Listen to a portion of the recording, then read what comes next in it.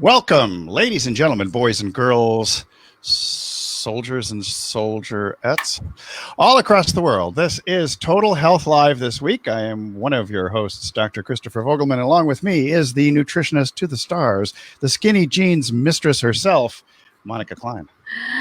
Hello, everyone. Always an interesting intro. Thank you, Christopher. Totally off the top of my little head. Yes. Well, it's always a surprise and always good and entertaining. We missed last week. We missed last week. I did I think 7 or 8 minutes of a different broadcast, and I didn't mean to shortchange you, but I was with my lovely wife and the Tony Robbins Unleash the Power Within, which was a 4-day extravaganza that had us completely exhausted. In fact, I think it took us Monday and Tuesday to recover from that 4-day marathon. You know, I did a 3-day online event in May, and it was totally exhausting. So I hear you. And hopefully now you're much more personally evolved than you were a week ago. I have unleashed the power within. That's the most important thing, to unleash the power within. Not unlike a TV evangelist. So. Your power is your health, isn't it, though? This is our hour of power. I'm plugging in my little old earbuds because the sound is kind of crappy. So interesting. I had dreams about earbuds last. What our first topic is, which I guess is the COVID. Can't hear me. Stuff. I had dreams about earbuds last night. And I don't think you can hear me, but can you hear me now? I can hear you now. It's like an old Verizon commercial. So yeah. So I was just sharing that I had dreams about earbuds last night for some reason. It was so weird. And the first thing I saw on TV, my husband always has the TV on, was someone being interviewed with AirPods. You know, AirPods, yes. Apple AirPods, which I have as well. And I've never seen it in an interview setting. And here you are with your... I've seen them. I've seen them all over the place. In fact, I was just watching another video just a little while ago, a marketing fellow I know, Ray, the video guy, and he was wearing one of those AirPods in his ear so he could monitor the speaking in the broadcast. So yeah, I mean, I wear mine, but I don't wear it during interviews because I don't need to. Don't need to. Yeah, our speakers have been blowing out. We're probably going to have to get 2 new laptops, but we're trying to postpone that for a little bit, in part because it takes forever to get stuff delivered during the quarantine times. It does for you. Are you finding that? Because I'm getting packages pretty quickly. We've had deliveries from Whole Foods the same day, like within 4 hours. And other times it'll take 3 days to get a window. Yeah, there is some inconsistency. So that's Instacart, right? No, that's strictly Whole Foods. Straight through Amazon? The Amazon website to Whole Foods. Yeah. I have not used that. I am very, very fortunate to have wonderful people in the community that are shopping. And it's just really lovely. Sorry, I'm actually hooked onto one microphone with my earbuds. Okay, that's better. So, yeah, I was just saying that I'm very fortunate to have people in the community that are able to shop for us. And, you know, I don't know if I shared this with you, but 3 years ago, I had a torn tendon in my ankle. So I was in a boot. Oh, boy. And, my husband was in a little better shape than he is now. So he was able to do some things. But I literally had to request. I requested through Nextdoor.com if there were people in the neighborhood that I explained my predicament, and I asked them if you could help us out with groceries. So we had that for 3 months, but I asked that, and within, I'd say 20 minutes to 30 minutes, I had about 35 people saying, yes, how can I help? That's great. I mean, that restores my faith in humanity when I hear a story like that. It's really quite amazing. I mean, everything takes a village, which is what I'm really, sometimes I forget, and there's periods in your life where it's like so evident, and then you forget, and then it's like, oh yeah, that's it. Takes a village. Sometimes it takes the village people if you want to party. Yeah, music helps. Without a doubt. Yeah. So anything you have to share in the COVID updates? We talked about doing co-videos. We've also talked about the COVID 25, which is similar to the freshman 15, but we'll get to that shortly. Yeah, we will. And it is not going away. The No. COVID-19 is not going away. And so is the problem with COVID 25-30, if you want to call it, or quarantine 15. But I mean, we're sort of settling into this time. And, 2 months ago, I was saying we're in an adaptation period, but now it's more like, we have to adapt like 5 times, 10 times throughout the day. Rinse and repeat. Yeah. But, my best recommendation is really to turn off the mainstream media. It's just so fear-based. And I mean, sure, if you want to get some news and information, there are great sources also on YouTube, some credible sources. I mean, there's lots of non-credible ones, but, you have to turn it off. We can't live in this fear space. Well, it's a question of wherever our focus goes, the energy flows, and of course that the repetition of certain thoughts and the re-stimulation of certain emotions in your lizard brain, the amygdala, is going to cause you to be in an emotional uproar despite your best intentions. Fight and flight. I mean, it's just wearing on your body and your mind, and it's just know that you will be guaranteed, if you turn on the TV, you will be guaranteed that you'll be immediately in a fight and flight response. To a certain extent. I think it also depends on if you look upon things somewhat philosophically. And I got into a little bit of a row with somebody by just saying, hey, look, you know what? The virus is pushing forward with its right to live, just like humans are pushing forward with their right to live. So. Yeah, I mean, there is a purpose. There is a purpose to this virus, and there's certainly lessons being learned. And we're going inside more. We're checking in with ourselves more. We're being, there are benefits in crises. Yeah, and I think it's taking advantage of the opportunities that are presented to yourself as opposed to being focused on the limitations that have been presented. Yeah. So. I have referred to Dr. John Campbell several times in the past month or so. He's based in the UK. He's a retired nursing professor, and he does a daily video on YouTube. And I was just watching. He's very updated, and he sort of synthesizes what he's getting from all media and all government agencies throughout the world. So it's a very global perspective, and it's really quite interesting to hear what he has to say. Just today, I was just before we came on air, I was looking at his Today video, which came out 4 hours ago, and he was talking about how he was showing the graph about the cases in the U.S., how they were going up and up and up, and then the data was being re-siphoned into a governmental agency, and now the numbers show that they're going down. So he was surprised that the news media hasn't, grabbed onto that story. Well, it actually has. I think there's just an overwhelm within the media of all kinds of things that are happening simultaneously. Like I have friends in Portland who've encountered, the police, the federal police force with no identification and stuff. And so there's so many different things that are going on simultaneously. It's very easy for consumers of media as well as for reporters themselves to move on to the next sexy story, as opposed to really reporting things that are more statistically relevant. Well, I think they have to do both. I mean, certainly they can't be dropping the ball. I mean, these are important things, and misinformation is, that's a problem. I mean, there are several pandemics going on at the same time, including, there's the virus, there's, misinformation, there's politics, there's all these. There's the weight gain crisis, which is related, and let's talk about that. Yeah. Which is related to how we live. What kind of lifestyle we choose, and are we taking care of ourselves at all? Are we eating well?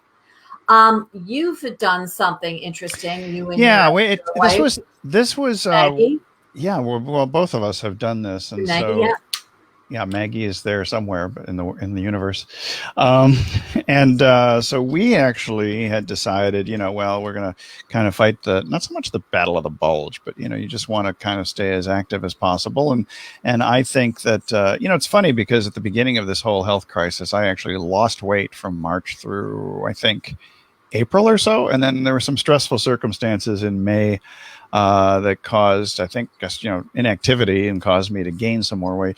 And so finally, the strategy that we decided. Can I just ask you something? May I interrupt? Yeah. Okay, Yeah. Why do you think you lost that weight in between, like in March? Well, I think in the beginning I was more physically active in March. Oh, I see. I was running around. I was at the walking the beach every day and things like that. And were you doing that before?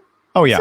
Okay. Yeah, but I think I was doing a little bit more, but also I was staying up later because the opportunity presented itself in March and April I could figure out, okay, so, if revenue is down in one coaching business, what are you going to do to increase revenue? So I spent a lot of late nights, a lot of night owl stuff, from the eating style test.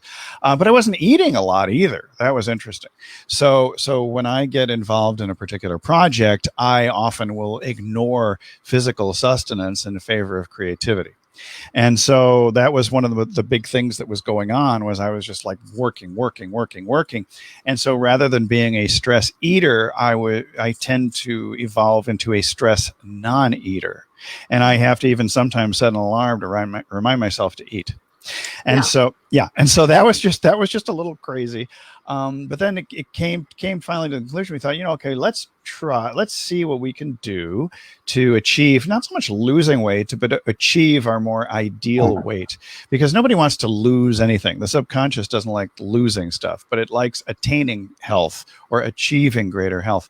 And so the decision that we made was to, go sort of into a mild keto where we're doing like maybe between 50 to 60 carbs a day max, and get into the healthy metabolic ketosis. What is that for you?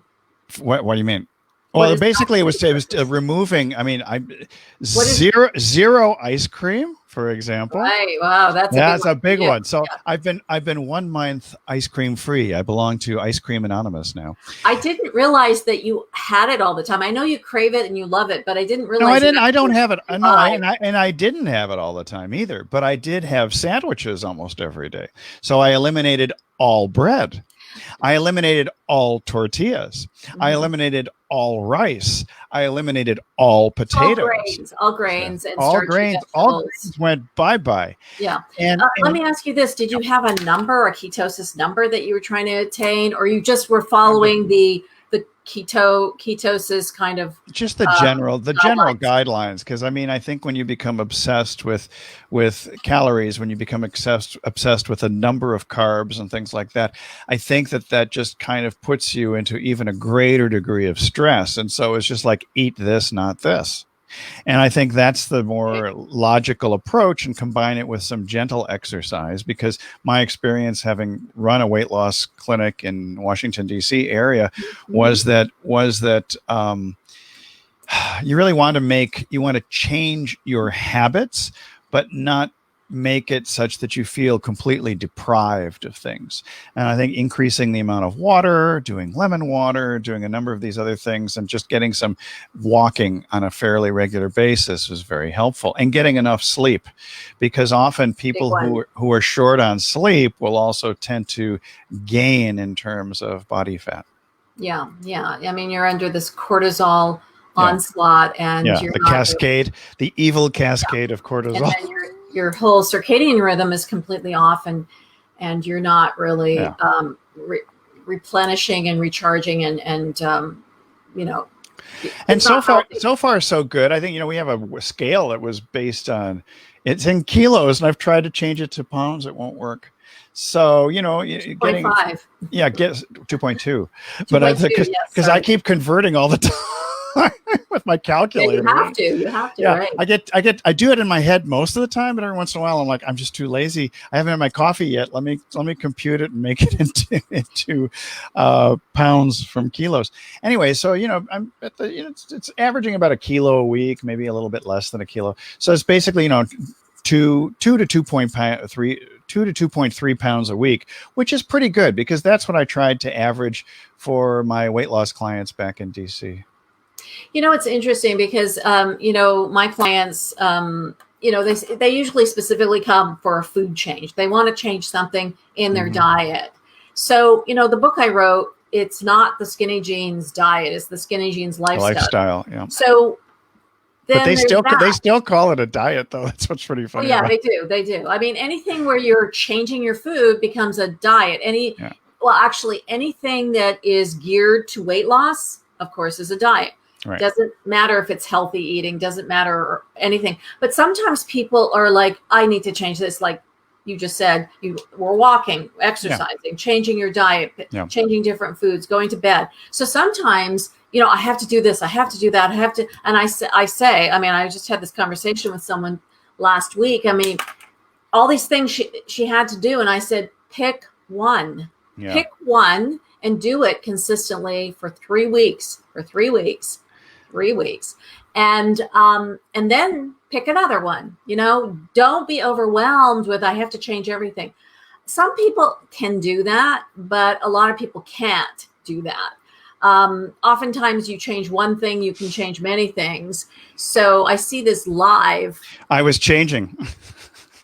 You were changing your life. Well, no, I have these little frames and things, and I forgot to put the branding on. So we have our Total Health logo over that away. So I think it can be overwhelming, and that's a disservice. You want to just pick one thing that you can accomplish, and then you'll feel good about it, and then you can take the next step. Well, and a very good friend of mine who's a nutritionist and runs another weight loss center in the DC area, she would tell me more than once. She says, all I have to do is to eliminate bread from my diet, and I lose 3 pounds like that. Yeah. So.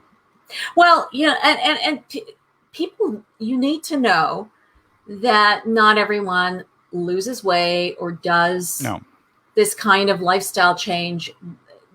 Everybody's different. Everyone has a different lifestyle for sure, a different genetic pool, a different preference, what they like, how they like it. This is why I created the eating style test, to give you a kind of a peek into the window of how you are when it comes to food. Yes, like that. I'm peeking. Peekaboo. Peekaboo. Reminds me, one of the things, family and lifestyle traditions also play a role in terms of this. They do. My mother, for example, towards the end of her life, we would go to a restaurant, and she would make the declarative statement. It's like, it wasn't that I want some bread or please pass the bread. It was like, I need bread. And it was just like brot, butterbrot. So she's very, very German. How old was she at that point? About 88 or so, I think. Yeah, I think at that age, have what you want. Oh yeah, no, that wasn't the issue. It's just that she would eat the bread, and then she would forget that she'd eaten bread, and she'd ask for more bread. And before you know it, when the meal came to her, she was wondering why she wasn't hungry, but that was because of a little vascular dementia that had been happening. Well, yeah, I mean. So you're trying to control an 88-year-old's diet so she stays relatively healthy. But, you just can't. I mean, my mother was rushed to the hospital about 3 or 4 weeks ago. She fell. And, my sister is her major caregiver because she's up in Canada. And, it gets frustrating for the caregiver because, like, don't do this, don't do that. You should do this. I mean, it comes to the point where you just need to let go and let them do what they are going to do. I mean, certainly safety is the most important thing, but you can't be 24-hour monitoring. No. And at the same time, you have to consider the fact that human beings still have the power of choice. Now, it's a little challenging when somebody has severe dementia. In that case, you have to balance out, what's best. But if I have, which I have had in the past, a 95-year-old patient who wants to go back to smoking, I'm not going to stop him. I mean, how can you really? No. And I mean, and if that's one of the last pleasures he has 3 months before he passes on, who am I to say that this person has to do this and that? So, but you probably would say I recommend that it would. yeah, no, but at the same time, maybe not at the same time, though, I mean, if somebody who's a terminal patient and decides he wants to have a cigarette and he's got, and he passes away 3 months later, I don't believe that smoking that cigarette gave him cancer and that caused him to not pass at away. all. So anyway, but that's the extremes. So when we're looking, so what types of things have you changed since? Well, I definitely have. I'm sorry, I don't have a team doing my hair and makeup, so I'm always fidgeting with my hair. And my dad used to say I did that, so it's a fidgeting thing. You need one of those fidget spinners. And you're just going to run around. So I apologize. I know it can be annoying for people. But mind you, I didn't notice until you pointed it out. Yeah. Okay. So that's the difference. All right. So let's move on and not talk about it. Well, let's talk about different things. Well, I am the opposite of you. You don't eat when you're stressed, and right. I tend to munch on things when I'm stressed. I don't know where I developed that. Perhaps I think that some of my siblings do that, but that's what I do. And so like you, I was working on project. Well, we were working on a project. We did our new normal diet, the end of April into May. And that was like really a lot of intense work. And so, and then to relax at the end of the day, I'd like to have a glass of wine, or a glass of wine usually with my dinner. And I'm not doing that anymore because I don't need to. And it's really an easy thing for me to quit. I mean, it's not something. I forgot that I stopped alcohol. I think I've had it maybe once. No, sorry, maybe 3 or 4 times in the last month. It's just something that whatever you choose, it doesn't have to be that glass of wine with dinner or bread or whatever you choose. If you could stick with that one thing, this is, I think, the most important message I'd like to send today. If you could just stick with that one thing consistently, and you will feel really good. You'll feel like, okay, check. I have accomplished something that will make a difference in my health and my life. I've accomplished it, and really, really take it in as an accomplishment, because it's really tough to make these changes because our entire culture focuses on, eating a lot, eating, the wrong things and overeating and drinking everything and anything, whether it's alcohol and sodas and, all, I think wine is a little bit more beneficial than sodas, of course, but it's just this consumption culture. And I think it's also an easy thing to do. Yeah, I think we have a tendency to soothe. I mean, one of the easiest things to get is to soothe our feelings with food and drink. I mentioned this woman before. I happened to find her on YouTube. Her name is Tara Bracca, and she's a psychologist as well as a Buddhist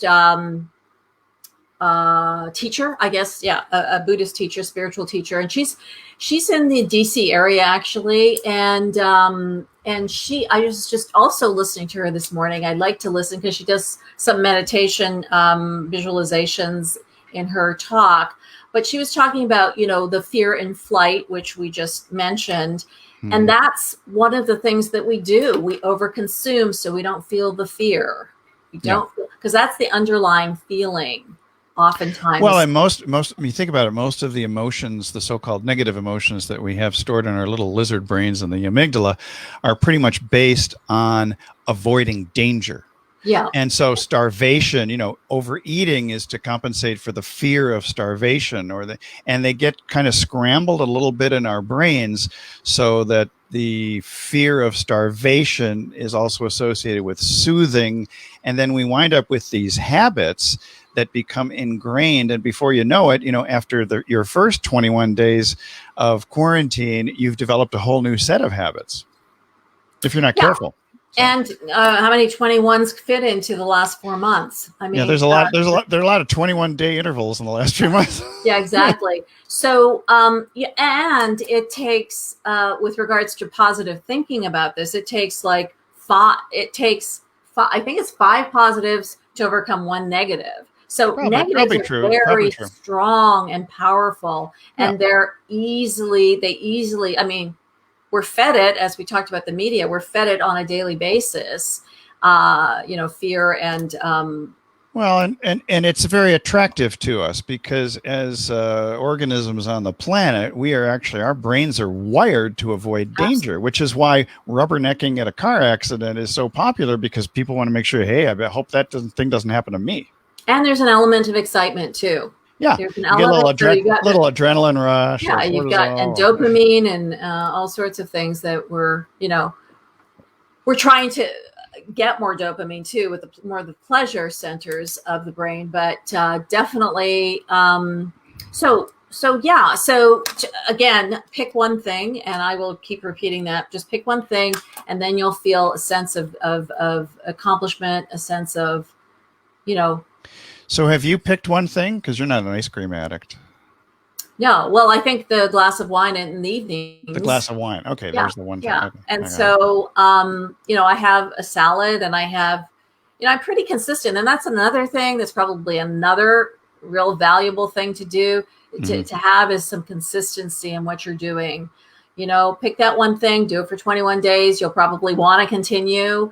And it becomes more automatic the less you have something, the less you do a certain thing, it becomes less habitual. Yeah. I mean, I do like consistency, like the consistency of Ben & Jerry's New York Double Fudge Crunch. I do like that consistency, but I've been consistently avoiding it.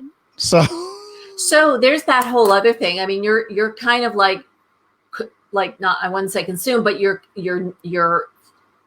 I'm actually not. I've only mentioned Ben & Jerry's twice in the last 2 days, and haven't mentioned it really for about 3 weeks. And your thoughts, you're not really thinking about it, really? Not really. In your terrain. I got blasting Tony Robbins through the giant TV here at the house, and that there was never an issue of ice cream during those 4 days. It's like a decision. You make a decision where, however you make it, sometimes it's from the heavens, sometimes it's like out of your reach. Sometimes something happens and it triggers something, just something connects in your brain saying, I think I'm going to do this, rather than like, I gotta do this. It's like, I think I'm going to do this. I think I'm ready. Right. Well, we talked about the things that we've given up. So what kinds of things have you added to the mix that is the Monika Manifesto? Well, I think this is adding and subtracting. Okay.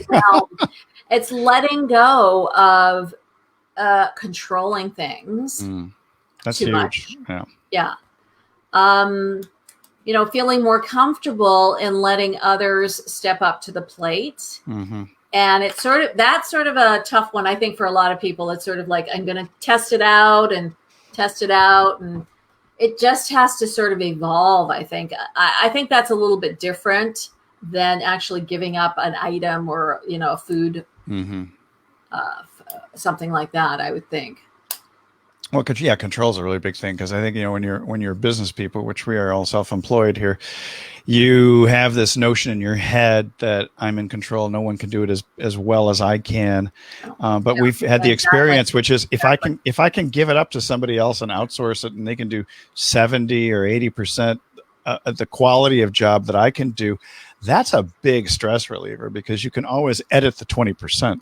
Yeah. I mean, I had someone here yesterday, and she just her being here was a huge relief for me, because I could focus on what I needed to focus on rather than on the other. So you added a staff person. Yes, I did. And so, this comes into the next topic we were going to talk about, was support. And all of these topics sort of meld into each other, but because we talked about our results, and we talked about something. Sometimes we talk about Ayurvedic and medicine in the past or so, and I guess some people are a little confused by the term, so we just say, I don't know, Indian traditional medicine as opposed to Chinese traditional medicine. Yeah. So, I just wrote an article about digestion. Now we're talking about digestion, and so I just wrote that article. It went out yesterday, and it was on digestion. And I was talking in the article about specifically how important digestion is. Gandhi said, I opened up with Gandhi said, your health is your wealth, not silver and gold, but your health is your wealth. And so leading into the Indian way, Ayurveda, 5,000-year-old tradition, and digestion is everything. So if you can't digest your food, your thoughts, your life, you are going to be susceptible to illness. And so, a lot of people eat really poorly, like really bad, not even nutritious, real food. And that you can't survive on that. Your body doesn't. I mean, you can survive. The quality of your life and the length of your life are cut short, but you can't. It's like, but is that really living? Are you just sort of like sustaining a very low level of existence until you're called home? Well, you will succumb to illness. There's no doubt if you're not giving your body what it needs, you're not going to be healthy. You're definitely not going to be healthy. And not only giving it what it needs, but also breaking it down so your body can use it. So you could eat the best food, like the healthiest and most nutritious and fresh food. But if you're eating on the run all the time, or you're eating a lot of it, or you're frying it, or you have a tremendous amount of anger and frustration. Yeah. I've seen patients who eat all organic, vegan, everything, and they have the most negative attitude. They're always trying to fight people about not eating meat and everything else like that. I've seen those people sicker than the ones who are on more of a traditional, standard American diet, who are very positive and giving and active in their community and doing all kinds of things. So the mental emotional state can be equal to, or possibly even overcome, some of the lack we may have in nutrition. But I don't recommend that to people. So yeah, and it's sometimes not even what you're eating; it's how you're eating your food, and what's eating you emotionally. Because people sometimes have this attitude and emotion of disgust, which is non-gustatory, non-digestive. They can't digest an idea or an emotion. Exactly. I mean, when you think about some of these ancient traditions like Chinese medicine, Indian medicine, ancient healing methods, they're always looking at nothing. Everything is related. Mm-hmm. Nothing is like, oh, you have to work on your nutrition here. And then, exercise is very separate. Your relationships are very separate. And, sleep, that has nothing to do with food. That they're not related. So we need to, one of the reason we're doing this live is to help really hone this message of why it's so important to pay attention and to improve your health, especially right now. I mean, this should be the top of your, I'm certainly ours. It's the top of on our list is to keep ourselves healthy. Yeah, exactly. So you know what? We screwed up here. I screwed up. I gave the Marketing Happy Hour link instead of our Total Health Live. So my apologies to all the people who are out there because this actually is going through the wrong place. But we will put this into the Total Health Live group. This is what happens when you do back-to-back broadcasts, and live is often very dangerous. Yes, live can be dangerous. Live can be very dangerous. Look at all the bloopers they have on funny things. So I think and everything. And so with this in mind, I think we're going to wrap this up in a few minutes here, and then I'm going to create a whole new broadcast for the Marketing Happy Hour, which is coming up at the top of the hour. Well, it's going to be a healthy marketing thing. Exactly.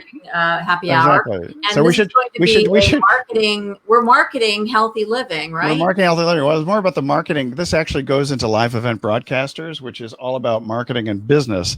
So we could talk about the health business. Talk about the health business. Healthy. Stay healthy, or you won't be in business no more. Exactly.